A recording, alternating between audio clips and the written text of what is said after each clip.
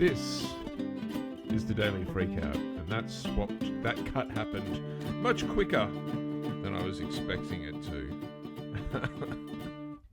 What a professional operation I have got going here. I'm going to say that it's because I am a one-man operation, and so people should cut me some slack, please. I don't know. This is Wednesday, the 3rd of September, and I've noticed those eagle-eyed viewers that watch the YouTube version or what have you will notice that in the titles that we can see coming into a thing there, I've said that it's Wednesday, the 3rd of August when I was typing away. Maybe that silly face that I'm pulling is an example of how I am wrong. But it is actually the 3rd of September. One podcast that I've enjoyed over the years is called the Survival Podcast, and the gentleman posts or does survival stuff in terms of he's a bit of a prepper, but a lot of the stuff that he talks about is really sensible type stuff where it's like, hey, grow your own food. That way, if the food supply runs out or has a problem, you're fine. You've got your own food, etc., etc., that kind of stuff. And I'm not entirely sure why I was bringing this up. He's a self-produced show as well, and so I hope maybe people cut both him and me a bit of slack. He's been doing it for over 10 years, though, with an episode every day, so he's doing all right. Unfortunately, though, I feel that he does have some viewpoints that I struggle with sometimes, and so I don't listen to it quite as much as I would like, because, yeah, sometimes you just don't agree with the host of something, of a show, and I think that's exactly what is going to happen on my show over the years. Hopefully I do this for years, but I completely expect people to not agree with me, and if you don't agree with me, please let me know, because that would be something that I want to know about it. I want to know that you don't agree, because if you question things, you're either going to realize you were wrong and that you can then change your opinion, or you can solidify your opinion, but because it's proven that you were correct in the first place. I don't know if that's exactly the scientific method, but it does feel very scientific to me, and that's part of the reason why I like it.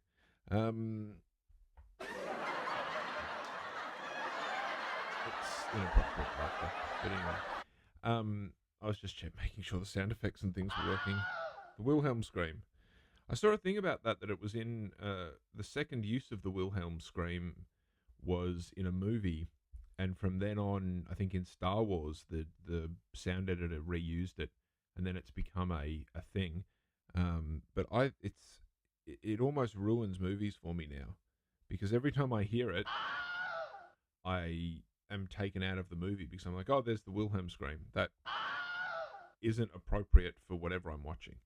You see someone in Star Wars go flying over the banister into the vortex, and that doesn't quite sound right. But anyway, let's talk about something fairly important in the world. I don't know how important you feel it might be and stuff, but it's something that I find very interesting. So, Donald Trump, 79, uses old golf pick to prove he's alive and well. There's been some absolutely fantastic theories and stuff going on lately about how Donald Trump's dead and that they're just hiding it from everyone. And I personally don't care. It almost isn't relevant until it's announced and it's official. So it doesn't matter if he's dead or not. But the thing that what gets me is that him posting an old picture.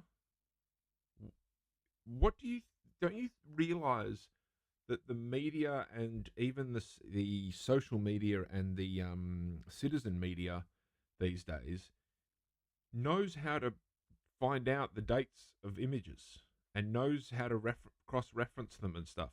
He would have to have, like, part of me thinks that if you're going to try and pull this kind of stuff, you need to go to the golf course every 6 months or so and in a bunch of different outfits and take photos that no one's ever seen before, or wear clothes that no one's seen you wearing before, and then you've got a backlog of photos that you can then use. Or, which he appears to do, is wear the same thing again and again and again. He's always in the white t-shirt with his name on it. And I've got to assume that he now wears a hat all the time to show that, or to hide the hair or the lack of it, because he is quite bald, and he seems to think that having a big head of hair is important. But the thing that I find so interesting about this is that America is now dealing with the same situation that so many other countries have dealt with. I mean, it wasn't that long ago that Kim Jong Il, or Un, whichever one it is that's in power at the moment, wasn't seen for a few days, and people were questioning, "Oh, is he alive? Is he dead? Oh, who knows? Who knows? Who knows?" And it became this big thing, because if he dies, then big change happens. And instead of being a leader that says, "Hey, I'm not feeling well, I've got to check on something, give me a second, I'll be back. My two IC's in command now, and he's going to deal with things, and I'll see you on the other side." Instead of doing that, these world leaders, have to pretend I'm alive and I'm fine. There's nothing, and it's like, this guy regularly posts on social media and regularly does announcements and all that kind of stuff, and you don't hear from him for a few days, and you go, "Okay, well, what's up? What's going on?" And it's just this weird position that they get themselves into, and like so many, I don't think they want to try and get out of it. They just want to do the exact same thing over and over again. And it causes them to be in a position where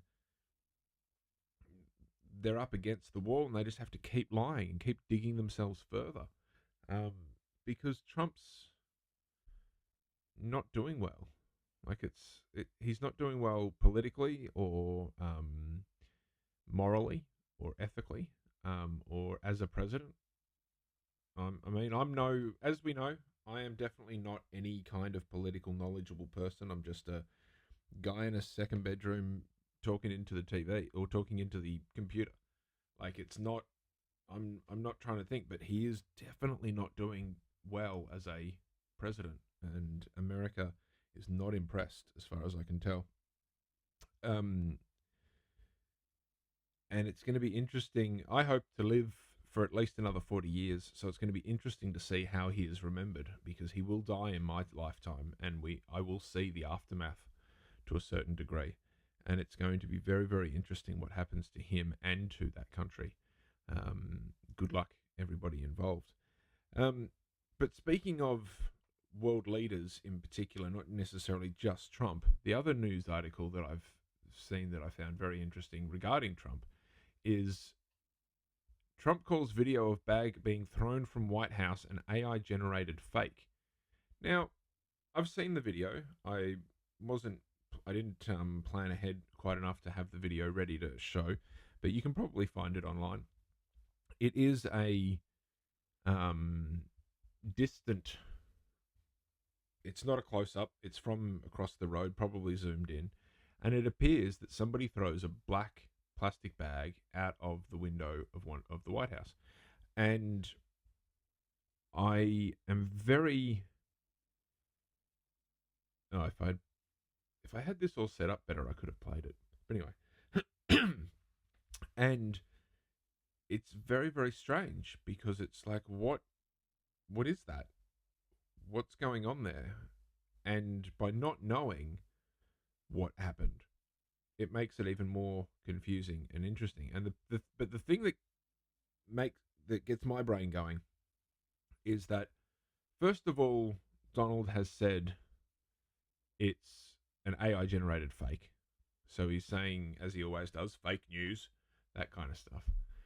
But we know that Donald doesn't tell the truth, and that whenever something does sort of go or get found out, he does this, "Oh, it's fake, it's fake, it's fake. You're watching fake, you're being screwed." And he puts that doubt in the mind of either the citizen or his business partners or anything like that, where you ask the question of, "Oh, well, is it real?" Then you add on top of that the fact that in this day and age, we are dealing with crazy levels of AI, computer generated, absolute craziness. It you cannot deny that the level of computer um, CGI and computer Photoshop and all that kind of stuff is at a level that is very worrying because it's all untrustworthy. You can't trust any of it. I don't know. I can't begin to think of the technology that's out there that we don't know about that is being used. So, without knowing anything more than just there's a video of somebody throwing something out of a window that looks like the White House. That's the best we know. And it's hard to say it's one or the other in that it's something nefarious or it's not nefarious. Um, it's hard to know what to make of it because I cannot for the life of me figure why someone would do that. Like, what are they trying to achieve doing that? I've got absolutely no idea what they would be doing because it's not like they're throwing it away. It's not like it's going to land in a pile of rubbish and then a street sweeper's going to come along and clean it up. It's outside the White House. It's just mind-boggling and baffling, and who knows what to make of it. Now, if I read a little bit here, oh, pardon me. In the video, what appears to be a black plastic bag is tossed out of a window on the second floor of the White House where Trump's private residence is located. Now, that makes it more interesting because apparently that is from where he's meant to spend time. The president said First Lady Melania Trump has complained about the windows not opening, she said, love to have a little fresh air come in, but you can't, they're bulletproof. Trump was not at the White House for some of the weekend, spending parts of Saturday, Sunday, and Monday at his golf club in Virginia. He is always at his golf clubs. It is more of an example, in my opinion, of how bad of a president he is. Not that I am a knowledgeable person on such things. Please comment and tell me where I'm wrong. Is this a sign of a good president? This seems to be on the level of your Kim Jong-il, your Putin, your all that kind of stuff. This does not seem... it feels like the kind of media spin and all that kind of stuff of the classic bad dictator style rulers. And it just makes me much more of an anarchist, much more glad that I live in a country that has a slightly better system. There probably is no perfect system, let's be honest. There's stuff that our Prime Minister Albanese does that I'm not exactly impressed by, but at least we don't have this kind of stuff. I really don't think it would be possible in this country for someone like Trump to take over in the way that Trump has. Fingers crossed, you never know, these things could happen. Some people believe that that's exactly what's happened at the moment, and that our current politicians are as corrupt and stuff, and we get onto that sovereign citizen movement and all that kind of stuff. And who really wants to know anything about that? Not me, that's for sure. I've struggled to get a song prepared or anything like that because I'm that terrible at putting all this together. So I'm going to try to hold on and vamp for a little bit. It's amazing. One thing that I've noticed recently, I was talking to a friend. He was listening to or watching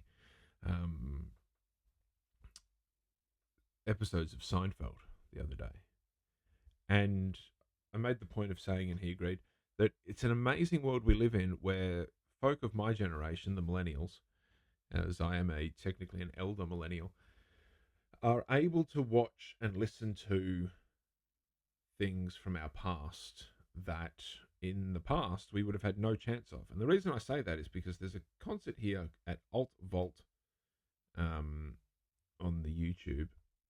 And again, one day I'll have this all sorted and I'll have it so that I can transfer it up onto the TV there or onto the main screen, main camera. And I'm going to skip past the intro. Where's one of there we go. Um, and this concert is from 1994, and it's on YouTube now. So if you're a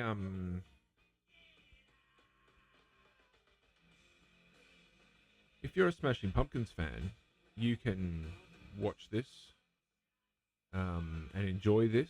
Let me see if I can do something here. Let's see if this works.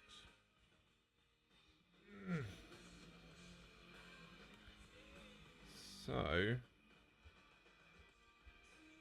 this is what it looks like. Pretty exciting there.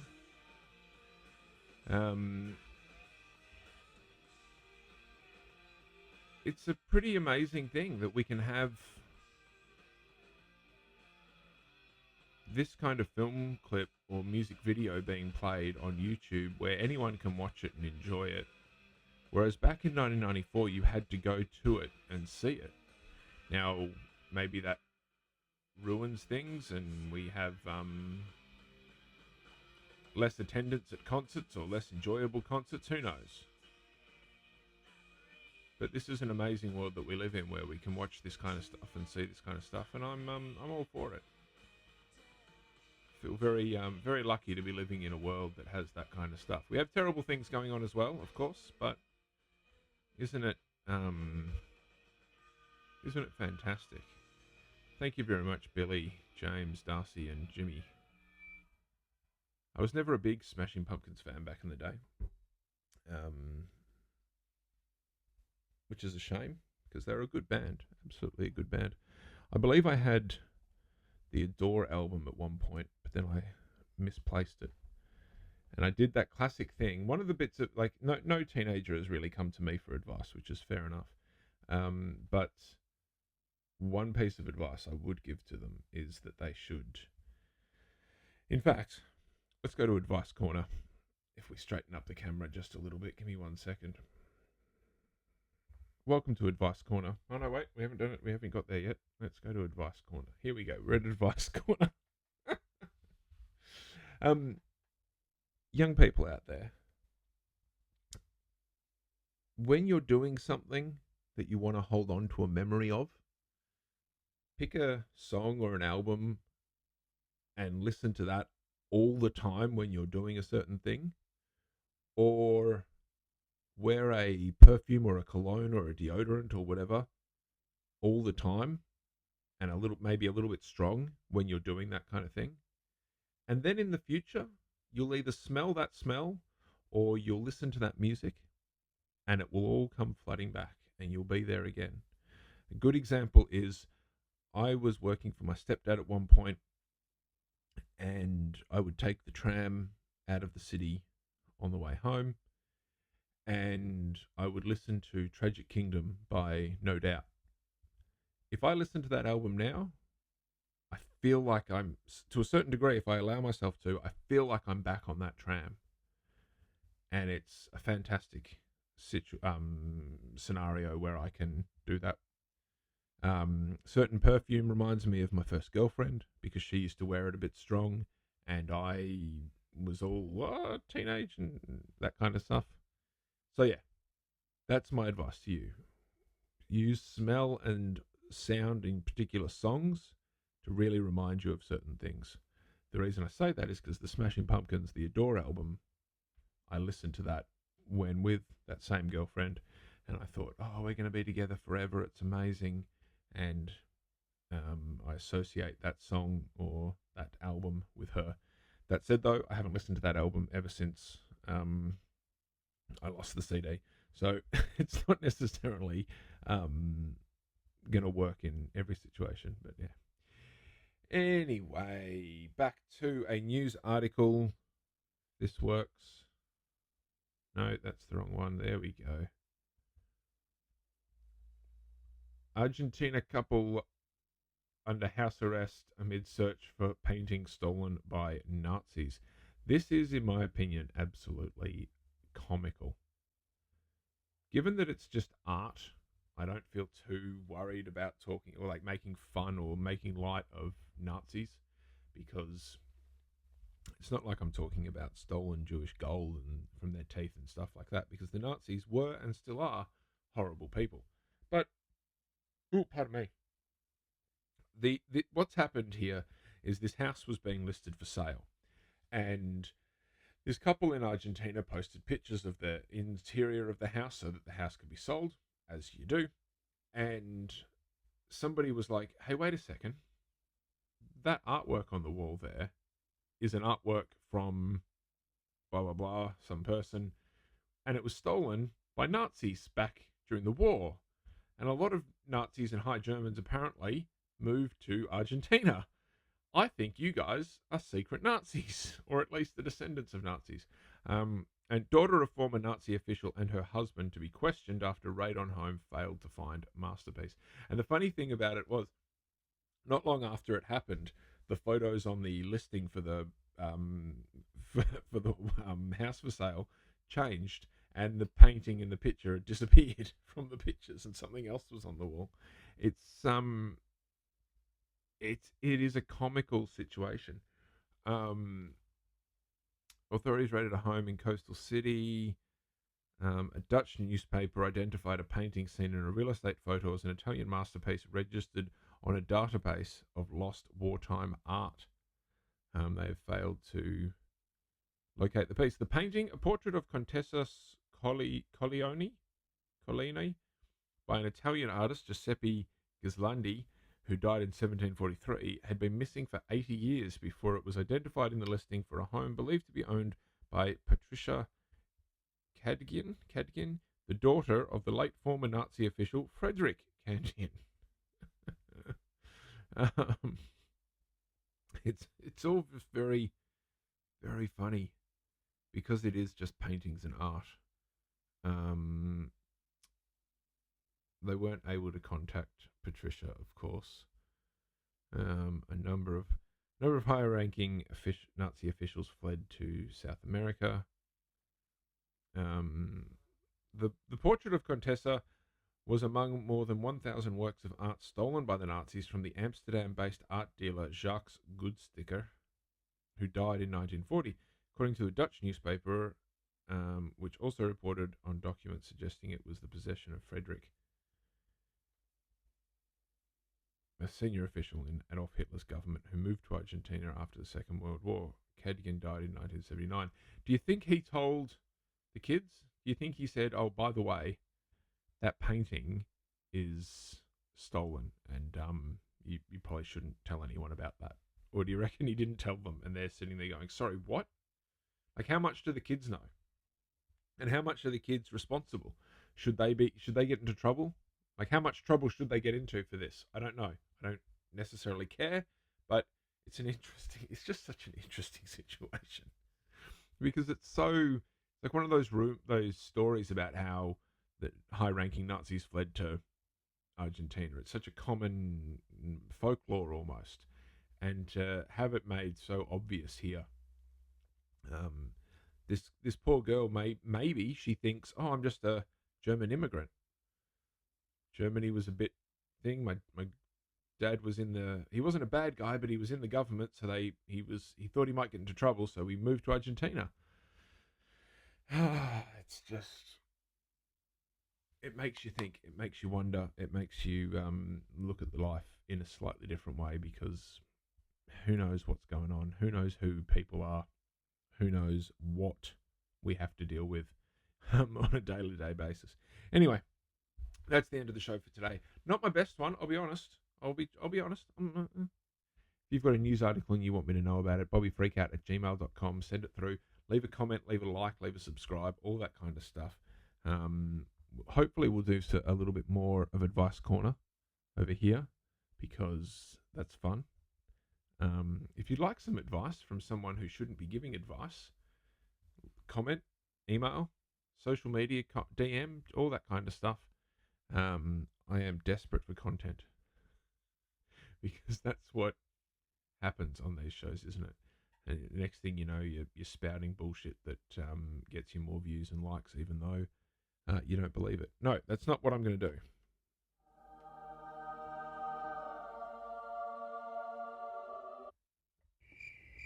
Yeah, that was better. That sound effect was much better. I should actually label these, shouldn't I? Anyway, thank you very much for tuning in. If you have tuned in and gone all this way, I really appreciate it. Comment, tell me what you think, and I'll talk to you tomorrow.